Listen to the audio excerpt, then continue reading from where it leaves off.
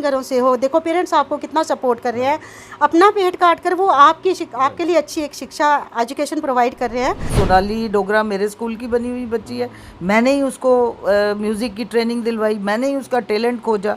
वर्षा जम्वाल वो भी मेरे स्कूल से निकली है। ये तो ऐसे बच्चे हैं जिनको हम पहचानते भी नहीं हैं, वो रास्ते में जाके हमें रोकते हैं, गाड़ियाँ अपनी रोकते हैं कि मैम क्या बात है, आपने हमें पहचाना नहीं। पाँव को हाथ लगाते तो हम हैरान हो जाते हैं उनको देख के कि ये अच्छा ये आप हमसे पढ़े हो। लाइफ जो है वो इन बच्चों से है और मैं प्रार्थना करती हूँ ईश्वर से कि ये ज़िंदगी जितनी देर तक मेरी सांस में सांस है मैं इसको एंजॉय करूँ। कई बार अपनी वाइफ्स के साथ होते हैं बॉयज़ जो, वो बताते हैं ये मैम बहुत स्ट्रिक्ट थे, तब पर आज याद आती है इनकी कि वाकई ये अगर इनकी स्ट्रिक्टनेस थी तो हमारे काम आई है, तो आज हम इस जगह पे हैं। हाँ, डांट तो बहुत पड़ती थी कि आप ये इस चीज़ में अच्छा नहीं है, थोड़ा और मेहनत कर लो। जम्मू कश्मीर में 10वीं का रिज़ल्ट निकला था और काफ़ी बच्चों ने जो है बहुत अच्छा स्कोर किया था और बहुत सारे बच्चों ने पोजीशन लाई थी। और आज मैं ऐसे ही स्कूल में हूँ जिनके बच्चों ने 10th में पोजीशन हासिल की और स्कूल का नाम तो रोशन ही किया, पेरेंट्स का नाम भी रोशन किया है। यहाँ मेरे साथ आप ये जितने भी चेहरे देख रहे हैं, ये सारे आप चेहरे देखिए, मेरिट लिस्ट में हैं और ये पोजीशन होल्डर्स सभी बैठे हुए हैं। इन्हीं से बात करते हैं। स्टेट बोर्ड का जो रिज़ल्ट निकला था उन्हीं बच्चों में इन सभी ने बहुत ही बेहतरीन प्रदर्शन किया है। जो मेरे यहाँ लेफ़्ट में बैठे हैं इन्होंने 98% लिए हैं। यहाँ जो आप गर्ल देख रहे हैं 94% है आपके सर 92%। 92% और सबसे ज़्यादा इसमें योगदान जो है इन बच्चों को लेकर जिस स्कूल में अभी हम हैं, स्कूल का नाम है एनवायरनमेंट एजुकेशन इंस्टीट्यूट। इसकी प्रिंसिपल जो है उनका जितना एफ़र्ट रहा है उसी के बदौलत ये बच्चे जो है इतना स्कोर कर पाए हैं। 94 से ये स्कूल रनिंग में है और आज तक बेस्ट जो है वो ये स्कूल अपने बच्चों को लेकर देते आ रहा है। पहले इन्हीं बच्चों से बात करते हैं, फिर जो स्कूल की प्रिंसिपल है उनसे बात करते हैं। आपका नाम क्या है? साहिल मंडोल नाम है। साहिल, 98% नंबर आए हैं। तैयारी किस तरह से रखी गई, आपने कैसे की थी, स्कूल का कितना योगदान रहता था, प्रिंसिपल किस तरह से आपको एफर्ट करवाते थे पढ़ाने में? स्कूल का तो बहुत ही योगदान अच्छे से था। प्रिंसिपल मैम हमारे बहुत अच्छे से समझाते थे, कोई भी छोटी से छोटी बात बताते थे, हमेशा समझाते थे। और तैयारी तो शुरू से ही थी, मेहनत बहुत की, जुनून था पहले से कि अच्छा करना है, अच्छे मार्क्स लाने हैं, स्कूल का नाम रोशन करना है और पेरेंट्स का भी नाम रोशन करना है। कभी स्कूल वालों की तरफ से ऐसा रहा कि नहीं यहाँ पर स्कूल वाले इतना एफर्ट नहीं लगा रहे हैं, क्योंकि बच्चों को थोड़ा बहुत पता चल जाता है, ऐसा नहीं है, कभी लगा कि नहीं यहाँ सही नहीं है? क्योंकि पिछला टाइम कोरोना का भी गया था, उसमें काफ़ी ज़्यादा मुश्किलें देखने को मिली थी। जी, कोरोना के टाइम में तो लॉकडाउन हो गया, उसमें बहुत मुश्किलें आई। उसके बाद ऑनलाइन हुआ, फिर ऑफलाइन हुआ। लेकिन स्कूल वालों की तरफ से तो कोई दिक्कत नहीं थी ना? नहीं, स्कूल वालों की तरफ से कोई दिक्कत भी होती तो मैम हमें खुल के पूछ लेते थे, कोई दिक्कत है तो बता दो, हम पूछ लेते थे मैम से। और स्कूल ऑफ होने के बाद भी हम मैम से पूछ लेते थे कि मतलब कोई मुश्किलात आती थी तो हम पूछ लेते थे मैम से। जी। आपके पापा क्या करते हैं? पापा ज्वेलरी की शॉप में पॉलिश का काम करते हैं। मतलब एज ए वर्कर काम जी, करते जी। हैं। तो यहाँ पर बात करते हैं, आपका क्या नाम है? सर मेरा नाम अभिनव डोगरा है। 92% लिया आप? Yes sir. कैसे इतनी मेहनत कर लेते हो? क्योंकि जब हम मेहनत करते थे तो इतना स्कोर करने के लिए मतलब रात दिन एक करते थे, लेकिन इतनी कभी परसेंटेज नहीं आती थी। आप लोग क्या ऐसे जादू करते हो, या ये स्कूल वालों का जादू है? सर जब टीचर अच्छा मिले सब तब पॉसिबल है सर। हाँ। और जैसे कि आपने देखा कि अभी कोविड आया, फिर लॉकडाउन हुआ, फिर उसमें जब ऑनलाइन पे आया तब बहुत सी मतलब कि दिक्कतें आई, क्योंकि कुछ बच्चे थे जिनकी फाइनेंशियल कंडीशन अच्छी ना होने के कारण उनके पास स्मार्टफोन्स नहीं थे, तो उस वजह से उनकी क्लासेस काफ़ी मिस हुई। बट यहाँ पे टीचर्स ने सिर्फ मतलब बच्चों को यही नहीं समझा कि सिर्फ बच्चों को पढ़ाना है और आ जाना है, बल्कि टीचर्स ने इंडिविजुअली बच्चों को मतलब कि कांटेक्ट किया और इंडिविजुअली बच्चों से मतलब कि बात की, उनको फ़ोन करते थे कि क्या प्रॉब्लम है, क्यों क्लास आप अटेंड नहीं कर पा रहे हो या किसी वजह से। और कोई भी अगर दिक्कत आती थी तो स्कूल वालों को मतलब पास वो अथॉरिटीज़ में बुलाते थे और बच्चे से पूछते थे कि अगर आपको कोई दिक्कत आ रही है तो बोलिए। आपका मैविश नाम है? मैविश कितने परसेंट? 94%। 94%। अभी इतना काफ़ी था या और चाहिए था? वैसे चाहिए तो और थे। तो फिर कहाँ क्या अभी 94% से भी आपको ज़्यादा चाहिए था? हाँ चाहिए थे, 95 96 तक आ जाते, ज़्यादा अच्छा हो जाता। मतलब थोड़ा सा रह गया? हाँ थोड़ा सा रह गया था। वो तो अपनी तरफ से रहा होगा ना, क्योंकि स्कूल वालों ने तो 94 तक पहुँचा दिया आपको। हाँ वो अपनी तरफ से पहुँचा दिया। डांट पड़ी कभी यहाँ स्कूल में टीचर से या प्रिंसिपल से कि आप नहीं ये अच्छा नहीं कर रहे, आप थोड़ा बहुत बेटर करो? हाँ, डांट तो बहुत पड़ती थी कि आप ये इस चीज़ में अच्छा नहीं है, थोड़ा और मेहनत कर लो। तो जो भी हम चीज़ में पीछे रह जाते थे तो हमारे टीचर आगे आके बोलते थे, हमारे घर में भी बोलते थे। अगर हम नहीं करते थे ना तो हमारे घर में भी फ़ोन आ जाता था कि आपने ये नहीं किया। अच्छा, ये स्कूल की तरफ से कॉल जाता था? हाँ जी, तो फिर घर में डांट पड़ती थी? घर में डांट बहुत पड़ती थी। कुछ और भी एक्टिविटीज़ होती हैं आपके स्कूल में? पार्ट sir, लेते of थे? क्योंकि सिर्फ पढ़ाई करते रहते थे, इतनी परसेंटेज आना, पढ़ाई करते रहना, या बाकी एक्टिविटीज़ भी होती थी? नो सर, बाकी एक्टिविटीज़ भी होती थी, जैसे कि सिंगिंग की एक्टिविटी होती थी और डांसिंग की। मतलब स्कूल ने काफ़ी मतलब टैलेंट पे और जो मतलब कि एक्स्ट्रा आर्ट होती है उस पर भी मतलब काफ़ी ध्यान दिया है। जैसे कि हमारे मतलब कि सीनियर थे सोनाली डोगरा जी, वो भी इसी स्कूल से मतलब पढ़ के गए और जैसे कि उन्होंने बताया कि स्कूल में काफ़ी ज़्यादा मतलब कि सपोर्ट दिया जाता है एक टैलेंट को उभारा जाता है। तो वैसे ही मतलब कि हमें भी मतलब कि काफ़ी ज़्यादा मैंने भी मतलब सिंगिंग क्लासेस लगाया करता था मैं। तो मैंने भी मतलब कि सिंगिंग की थी वहाँ पे। आर्ट गा लेते हो? गाना गा लेते हो? नहीं, हाँ हाँ जी सर, गाना तो थोड़ा बहुत गा लेते हैं। ऐसे तो सिंगिंग अच्छी नहीं थी, बट यहाँ पे जब क्लासेस में लेता था तो थोड़ी बेटर होने लगी। फिर ये हमने सोनाली डोगरा भी यहीं पे पढ़ी हुई है? ये सर सोनाली डोगरा जी भी यहीं से पढ़े हैं, तो उन्हीं को देखकर मतलब इंस्पिरेशन आती है कि हमें भी कहीं अपना आर्ट में जाकर पार्टिसिपेट करना चाहिए, क्योंकि ये स्कूल तो काफ़ी सपोर्टिव था ही। अभी अगर मैं बोलूँ गाओ तो थोड़ा गा लोगे, गुनगुना लोगे? सर थोड़ा मतलब 2 लाइनें?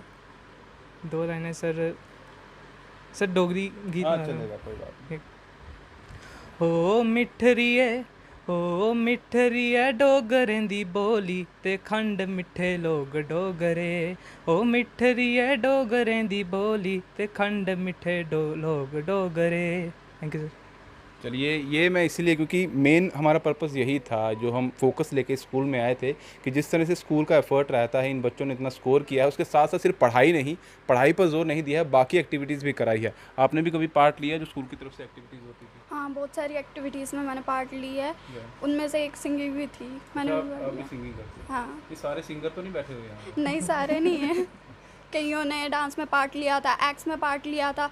हमारी सिंगिंग की क्लास एक अलग मतलब अलग सिंगिंग क्लास थी। हमारे सर थे, उन्होंने हमें सिखाया और बहुत सारे कॉम्पिटिशन्स में भी गए थे हम। लेकिन ये कोरोना से पहले गए थे, बाद में कोरोना के थोड़ा रह गया हमारा सिंगिंग का। चलिए, वो आगे करते रहिएगा जहाँ भी आप जाएंगे। आप भी पार्ट लेते थे या 90% में ही सारा जोर लगा दिया? मैं भी पार्ट लेता था। हाँ। मैम ने बहुत सारे कंपटीशन में भी हमें पार्ट करवाया। जैसे कि क्विज़ कंपटीशन में हम जाते थे पहले, कोरोना से पहले क्विज़ कंपटीशन में जाते थे। बहुत मेहनत की हमने, प्राइज़ भी अच्छा, फर्स्ट प्राइज़ लाया, अच्छे से रैंक ली। और बाकी भी मतलब कल्चरल एक्टिविटीज़, ये सारी एक्टिविटीज़ होती थी, सिर्फ पढ़ाई ही नहीं होती थी। और ये होना भी बहुत ज़रूरी है, क्योंकि अगर सिर्फ पढ़ाई पर जोर लगाएंगे, और आज का टाइम अगर देखा जाए, सिर्फ आप पढ़ाई से आगे नहीं जा सकते। हाँ, अच्छा स्कोर करना है, मेरिट में आना है, पोजीशन लानी है, लेकिन आगे जो वर्ल्ड है, जो दुनिया है, वो कम्पिटिटिव है। कहीं कहीं पर भी आपको मार नहीं खानी है, साथ में कुछ ना कुछ आपके चलते रहना चाहिए। और अगर माइंड जो है वो एक्टिविटीज़ होती रहे तो वो और शार्प हो जाता है, जिस तरह से ये बच्चे स्कोर करके आए हैं। और शायद आप सब ने भी पार्टिसिपेट किया हुआ सब चीज़ों में। ये मुरझाए हुए क्यों हैं? वहाँ माइक नहीं आ रहा इसीलिए? तो ये सभी बच्चे जो हैं, ये इसीलिए अच्छा कर पाए हैं क्योंकि ये स्कूल के जो टीचर्स हैं, जो स्टाफ है, जो यहाँ की प्रिंसिपल है, उनका सारा योगदान है। मैम, मिसेस रीटा एब्रोल, किस तरह से, मतलब मैंने आपसे जाना ऑफ द कैमरा में, बताया 22 साल हो गए हैं, 2000 से आप जुड़ी हुई हैं, तो कई बच्चे तो आपके हाथों से निकले होंगे, कई बच्चे गए होंगे जो यहाँ से निकले हुए हैं। जी जी, बहुत ज़्यादा बच्चे हैं कि कई तो ऐसे बच्चे हैं जिनको हम पहचानते भी नहीं हैं। वो रास्ते में जाके हमें रोकते हैं, गाड़ियाँ अपनी रोकते हैं कि मैम क्या बात है, आपने हमें पहचाना नहीं। पाँव को हाथ लगाते तो हम हैरान हो जाते हैं उनको देख के कि ये अच्छा, ये आप हमसे पढ़े हो? यस मैम, मेरा नाम ये था, मैं फलाने बैच से था, इस तरह से। तो बहुत अच्छा लगता है देख के कि चलो ये बच्चे हमारे हाथों से पढ़े हुए हैं, ये हमसे निकले हैं, आज कहाँ कहाँ बच्चे पहुँचे हुए और हैं। कहीं ना कहीं अगर आज के टाइम पे देखा जाए, शायद मैं इतना नहीं कहता, लेकिन शायद जो बच्चे निकल के आते हैं, टीचर्स को पहचानेंगे भी नहीं जब बाद में मिलेंगे। जिस तरह उन्होंने कहा कि ये शिक्षा इस तरह से इन्होंने दी थी कि आपके पाँव को हाथ लगाते हैं, और आज के स्टूडेंट मोस्टली अगर देखा जाए तो ऐसा शायद ही करते होंगे, कभी पहचानते नहीं हैं अपने टीचर्स को, लेकिन ये इनकी शिक्षा थी, शायद आपकी शिक्षा ही थी। जी, शायद शिक्षा थी, जहाँ स्कूल का सपोर्ट था सारा, या मैम का साथ था। मैम की दी हुई शिक्षा मुझे मिली है तो मैंने आगे उसी को अप्लाई किया, जिससे कि बच्चे जो थे आज पहचानते भी हैं, कहीं कहीं काफ़ी ऊंची पोस्टों पर भी पहुंचे हैं बच्चे, पर फिर भी याद रखा उन्होंने कि ये हमारे मैम हैं, तो इनसे हम पढ़े हैं। कई बार तो वो ऐसे नेगेटिव भी मेरे मामले रहते, मैम हमें मारते थे, हमें डांट पड़ती थी इनसे, बहुत मार खाई। कई बार अपनी वाइफ्स के साथ होते हैं बॉयज़ जो, वो बताते हैं ये मैम बहुत स्ट्रिक्ट थे तब, पर आज याद आती है इनकी कि वाकई ये अगर इनकी स्ट्रिक्टनेस थी तो हमारे काम आई है, तो आज हम इस जगह पे हैं। थोड़ी डांट भी पड़ती थी बच्चों को? जी, डांट बच्चों को डांट भी पड़ती थी। डांटना तो पड़ता ही है, क्योंकि बच्चों को कई बार मेंटली एक काउंसलिंग करनी पड़ती है उनकी बच्चों की, कि आप किस फैमिली से बिलोंग करते हो, किन घरों से हो। देखो पेरेंट्स आपको कितना सपोर्ट कर रहे हैं, अपना पेट काट कर वो आपके लिए अच्छी एक शिक्षा एजुकेशन प्रोवाइड कर रहे हैं, आप उसका बेनिफिट उठाओ। इस तरह से बच्चों को थोड़ा बताना पड़ता था मेंटली कि देखो पेरेंट्स किस, मतलब बच्चों को ये लगे कि हाँ भाई वाकई हमारे पेरेंट्स इतनी मेहनत कर रहे हैं, तो जो टीचर है टीचर को भी पता है हमारे पेरेंट्स के बारे में, तो हम अपना जो है वो अच्छा बेस्ट दें। और कहीं ना कहीं आज के टाइम पे ये भी चीज़ होती है कि मना किया जाता है टीचर्स को कि डांटेगा मत बच्चों को, और वो चीज़ शायद मिस हो जाती है बच्चों में। वो चीज़ एक डिसिप्लिन जो है वो क्रिएट नहीं हो पाता है। काउंसलिंग, ये डांट नहीं होती है, ये काउंसलिंग रहती है। उन बच्चों को उस तरह से ट्रेन किया जाता है कि ये आपके भविष्य को संवारने के लिए, जिस तरह से मैम बताते मेरे को ऐसा लग रहा है आप इमोशनल हो रहे हो। यस, थोड़ा लगता ही है कि एक इतने साल से बच्चों को पढ़ाया है। एक क्या बताऊँ आपको कि जब मुझे पता ही चला कि पोजीशन हमारे बच्चों ने स्कोर किया, तो हमें लगा कि नहीं आज हमारी मेहनत सफल हुई है। आज हमारे मतलब हमने कुछ पाया है, आज कुछ खोया नहीं है, कुछ पाया है। आज बच्चे जो है, आज हम दिल ऐसे बोल सकते हैं कि नहीं हमने इन बच्चों को हमने पढ़ाया है, जिन बच्चों ने पोजीशन ली है, जिन बच्चों ने हमने कहीं ना कहीं आपको लगता है क्योंकि आप भी मदर हैं, वो चीज़ आप में रहती है क्योंकि बच्चे हैं, ये मेरे भी बच्चे हो सकते हैं, अगर इनमें ऐसा एफर्ट नहीं लगाएंगे तो शायद मैं अपने बच्चों के साथ भी वो इंसाफ नहीं कर पाऊंगा। एक्चुअली ये चीज़ भी मैंने मैम से सीखी है, जब मेरे बच्चे भी यहीं पे पढ़े हैं, मेरे अपने 4 बेटे हैं, मैं क्यों मतलब यहीं पे वो भी पढ़े हैं? वो भी यहीं से, उनकी स्कूलिंग यहीं से हुई है। मैम मुझे टाइम टू टाइम गाइड करते थे कि रीटा ऐसे करो बच्चों के साथ, रीटा ऐसे करो बच्चों के साथ, अब तू घर चल जाओ, आप घर पे चले जाओ, आप तेरे बच्चों को तेरी ज़रूरत है। ऐसे मतलब एक मदरली इन्होंने मेरे को बहुत ज़्यादा गाइड किया, एक प्रिंसिपल से ज़्यादा मदरली इन्होंने मेरे साथ कोऑपरेट किया है। कभी मुझे ज़रूरत पड़ी तो स्कूल से मुझे ऑफ कर दिया, जाओ रीटा आप अपने बच्चों को देखो, अब ये आपका टाइम है आपके बच्चों को संभालने का। वो चीज़ें मेरे माइंड में रही हैं ना, तो आज मैं बच्चों को भी ये चीज़ बोलती हूँ और उनके पेरेंट्स को भी बोलती हूँ कि जब तक आपके पेरेंट्स के साथ कोऑपरेशन नहीं होगी, जब बच्चों की मदर, ज़्यादातर बच्चे मदर से अटैच्ड होते हैं, तो मदर्स की ज़्यादा बच्चों के साथ अट्रैक्शन होनी चाहिए। मदर को ज़्यादा पता होना चाहिए कि हमारा बच्चा जो है वो क्या कर रहा है, क्या नहीं कर रहा है, और मदर ज़्यादा कोऑपरेट करे बच्चे के साथ। जब तक मदर बच्चे के पास बैठेगी, बच्चे को पढ़ाएगी, तो बच्चे का रिजल्ट जो है अपने आप निखरेगा। बिल्कुल बिल्कुल सही मैम ने बात कही। और यहाँ पर प्रिंसिपल मैम से बात करते हैं, क्योंकि कहा जाता है गुरु बिन ज्ञान नहीं। यहाँ दोनों गुरु यहाँ बैठे हुए, और इनके भी गुरु यहाँ बड़े गुरु बैठे हुए हैं। श्रीमती उषा आनंद जी यहाँ पर बैठी हुई हैं, यही प्रिंसिपल है, और पिछले 94 से ये स्कूल शुरू हुआ और अभी तक रनिंग इनके हाथों से चल रहा है। ये इनका एफर्ट है और यही इनका जोर है कि टीचर जो हैं वो भी इनसे खुश हैं और बच्चे तो खुश हैं ही हैं। मैम, पहले तो 94 से आपने स्कूल स्टार्ट किया था, स्कूल खोलने का आइडिया कहाँ से आपके अंदर आया? Actually primarily I was in government job, तो समहाउ मैरिज हुई, तो मैरिज का गिफ्ट मिला कि जॉब छोड़ दो। जॉब छोड़ा, बड़ा अटपटा लगा कि एक गिफ्ट भगवान ने दिया है, एक क्वालिफ़िकेशन दी है, एक टैलेंट दिया है, तो उसको वेस्ट नहीं करना है। तो then I joined a private school, तो there also I put in lot of efforts and somehow I had this dream in my mind कि एक ऐसा स्कूल मैं खोलूँ जहाँ पे एक मीटर जैसा काम ना हो, एक दिल से कोई काम करे और बच्चों को मशीन ना समझकर उनको एक जीवंत, उनको एक प्राणी समझकर उनकी पर्सनैलिटी की ऑल राउंड डेवलपमेंट की जाए। क्योंकि आम तौर पर टीचर लेता है भाई 30 दिन पूरे हुए, सैलरी ली, चले गए। वो जो चीज़ थी वो मुझे शुरू से ही अटपटी लगती थी। तो मैंने एक ये प्रण लिया कि मैं एक ऐसा स्कूल खोलूँगी जहाँ पे शिक्षक और विद्यार्थी जो है वो उनका बॉन्ड एक अद्भुत बॉन्ड होना चाहिए, एक्स्ट्रा ऑर्डिनरी, कि बच्चे अपने आप को टीचर के साथ दिल के साथ जुड़े हुए लगने चाहिए। और उसके लिए मैंने काफ़ी मेहनत की है। यानी टीचर्स की भी ट्रेनिंग दी है, उनके अंदर भी ये भावना पैदा की है कि वो बच्चों को अपने बच्चे जैसा समझें, उसकी जो कठिनाइयाँ हैं उसको समझें, उसकी जो फाइनेंशियल बैकग्राउंड है उसकी आंकलन करें। आंकलन करने के बाद उसको पहचानें कि इसको क्या डिफ़िकल्टीज आ सकती हैं और कैसे उसको फिर हेल्प करना। शुरू से ही मेरा ड्रीम था कि पैसा मेरा कभी भी मोटो नहीं रहा है, क्योंकि एक शिक्षा देना जो है ना वो बहुत बड़ी बात है। मैं खुद भी शिक्षक रही हूँ और मैंने देखा है कि विद्यार्थी को क्या चाहिए।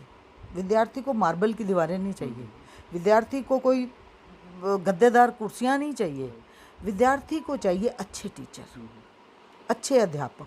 जो अच्छे टीचर हैं वो चुन चुन के मैंने लाए, ढूंढ ढूंढ के मैंने लाए, उनको प्रॉपर ट्रेनिंग दी ताकि वो बच्चों के दिलों में उतरें और उनका जो बेसिक टैलेंट है उसको बाहर निकालें। और काफ़ी हद तक मैं इन सालों के, अब समझ लीजिए 27-28 साल हो गए हैं मुझे, इससे ज़्यादा ही हो गए हैं, तो मैं I am successful in that and I am very much satisfied. देखिए अपने बच्चे सब बनाते हैं और ईश्वर की कृपा से मेरे बच्चे जो बने हैं, अपने बच्चे, वो मेरे ही स्कूल में पढ़े हैं और मैंने ही उनको शिक्षा दी और इंटरनेशनल लेवल पर इसलिए इस वक्त वो बैठे हुए हैं, compete कर रहे हैं। मेरी बेटी ऑस्ट्रेलिया में है, बेटा मेरा ओमान में है, दे आर वर्किंग वेल। लेकिन मुझे ये लगा कि समाज के प्रति भी मेरा एक कर्तव्य है, क्योंकि अपनी फैमिली तो सब बनाते हैं, तो समाज को कुछ देना हमारा फ़र्ज़ है कि इस धरती के लिए हमारा जो कर्ज़ है वो देना हमारे लिए ज़रूरी है। उस चीज़ को मैंने मन में रख के ये मुहिम समझिए या एक जुनून समझिए वो चलाया है। देखिए खाना तो वही दाल रोटी है, वो तो सब खा रहे हैं, तो मनी मिंटिंग हो जाएगी तो उससे क्या हो जाएगा, नथिंग। लेकिन समाज को अगर हम दे के जाएंगे, बच्चों के दिलों में हमने जो घर बनाए हैं, जो बच्चे हमें रास्ते में मिलते हैं वो याद कराते हैं, मैडम उस दिन आपने 2 थप्पड़ लगाए थे, आज मैं देखिए पुलिस में सब इंस्पेक्टर हूँ, आज मैं ये इतना बड़ा कारोबार चला रहा हूँ, हमें बताइए। और मैं आपको बताऊँ, मेरे जो स्टूडेंट्स पढ़ के गए हैं वो भी योगदान देते हैं। मैं उनको कहती हूँ ये बच्चा गरीब है, पढ़ने वाला है, इसकी मदद करो, तो अपने आप रास्ते खुलते हैं। पैसा कहाँ ले जाना है, हमने क्या करना है कंपाइल। देखिए पैसे वालों की क्या हालत हो रही है। वो तो है, वो तो बिल्कुल सही कही आपने।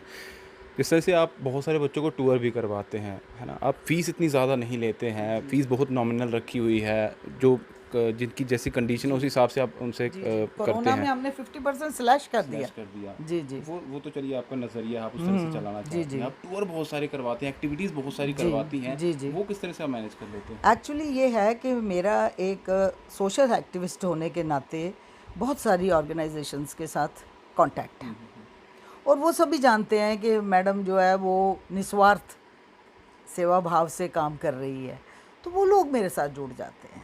जहाँ भी उनको कोई प्लेटफॉर्म मिलता है वो मुझे देते हैं और मैं उसमें पार्टिसिपेट करती हूँ, वो मेरे बच्चों को एनकरेज करते हैं। तो it is a almost 2 way process. वो मुझे मान देते हैं, मैं उनके साथ शाना बशाना जो है वो काम करती हूँ। जैसे अब देखिए कोई बाल मेला लगा, मुझे ऑफ़र आई, मैं बच्चों को लेके गई, गवर्नमेंट की तरफ से टिकट्स मिल गई, अपनी तरफ से हमने बच्चों को एक एडिशनल बेनिफिट दे दिया, तो एक म्यूचुअल सा एक वो बन जाता है, खिचड़ी जिसको आप बोल सकते हैं। लेकिन रिज़ल्ट अच्छे आते हैं, मेरे बच्चे बाहर देख के आए। अब दिल्ली मैं कोशिश कर रही हूँ कि प्रधानमंत्री से मिलाने के लिए, हाँ जी, मैंने ये पूरे इनसे मिलवाया ना बच्चों को। ये तो जब सोनिया गांधी थी, हम सोनिया गांधी के रेजिडेंस पे गए थे। हाँ, मैं एफर्ट लगाती रहती हूँ। अब मेरी बातचीत चल रही है इनके साथ। एक्सपोजर जो है वो जी जी, बच्चों को एक्सपोजर मिले। देखिए मैं बचपन से प्लेयर रही हूँ, डिबेटर रही हूँ, डांसर रही हूँ, मैंने इतने कंपटीशन जीते हैं, एनसीसी की अंडर ऑफिसर रही हूँ, तो मुझे लगता है कि ये चीज़ें आज के बच्चे भी करें, इनके अंदर भी वो कॉन्फिडेंस आए। और वो सभी आप चाहते हो कि जो भी हमारे साथ बच्चे आते हैं, जुड़ते हैं, जी। उन सभी में वो चीज़ें जी हाँ, देखिए ना सोनाली डोगरा मेरे स्कूल की बनी हुई बच्ची है, मैंने ही उसको म्यूज़िक की ट्रेनिंग दिलवाई, मैंने ही उसका टैलेंट खोजा। वर्षा जम्वाल, वो भी मेरे स्कूल से निकली है। तो अगर आप किसी के लिए कुछ करते हैं और आप टैलेंट खोजते हैं, आज वो अपना कमा रहे हैं, हमें तो नहीं देने आ रहे हैं, लेकिन एक नाम जब लेते हैं तो एक अच्छा लगता है, it gives a good feel. And I tell you frankly speaking, it gives life to us. आज मेरी उम्र 70 से ऊपर है, लेकिन मैं फील नहीं करती हूँ, मैं अपने आप को 50 से कम समझती, क्योंकि that energy, that life is given to me by these students. मेरे बच्चे तो बाहर हैं, ठीक है, biologically I am connected with them, financially I am connected with them, but the spirit which I am getting, that is from these children. That is the main thing to live. Life जो है वो इन बच्चों से है, और मैं प्रार्थना करती हूँ ईश्वर से कि ये ज़िंदगी जितनी देर तक मेरी सांस में सांस है, मैं इसको एंजॉय करूँ। और जिस तरह से मैम ने पूरी बात बताई, और इससे सबसे पहले हमने बच्चों से ही बात की थी, उनकी टीचर्स से बात की, मैम से यहाँ बात कर ली। पूरी बात आपको समझनी चाहिए कि ये जो स्कूल, यहाँ पे जो प्रीमिसेस है स्कूल का, स्कूल के अंदर सिर्फ पढ़ाई नहीं, सारी एक्टिविटीज़ भी कराई जाती हैं, डांसिंग से लेके, सिंगिंग से लेके, एक्ट तक यहाँ पर करवाए जाते हैं। उसके अलावा कंप्यूटर को लेकर या डिजिटली अगर कहना चाहिए तो वो सारी चीज़ें भी स्कूल में हैं। उसके अलावा एक्सपोजर को लेकर ये तो है ही है, बाहर अगर लेकर जाना है, सिर्फ पिकनिक नहीं, पिकनिक की बात नहीं होती है, आप जहाँ भी जा रहे हैं उससे आपको सीख क्या मिल रही है, उससे आपसे आपकी समझ में क्या आ रहा है, वो भी यहाँ पर उन बच्चों के साथ वो सारी चीज़ें की जाती है। ये स्कूल जो है जलाका मोहल्ले में है, स्कूल का नाम एनवायरनमेंट एजुकेशन इंस्टीट्यूट है, और ज़रूर जुड़िए अगर आप चाहते हैं स्कूल से जुड़ना, स्कूल में अपने बच्चों को भेजना, क्योंकि बहुत ज़्यादा फ़ीस नहीं लेते हैं। और कोविड के दौरान जिस तरह से मैम ने कहा, हमने 50% वैसे ही कम कर दी थी फ़ीस, और उसके अलावा भी कहीं भी कोई भी बच्चों को परेशानी होती है या उनके पेरेंट्स को कहीं परेशानी होती है फाइनेंशियली, तो ये ज़ोर नहीं देते उन पर, कहीं ना कहीं सपोर्ट करने की कोशिश करते हैं। फिलहाल दीजिए इजाज़त। दीपा भंडारी के साथ Rahul Singh, the state sentinel के लिए नमस्कार।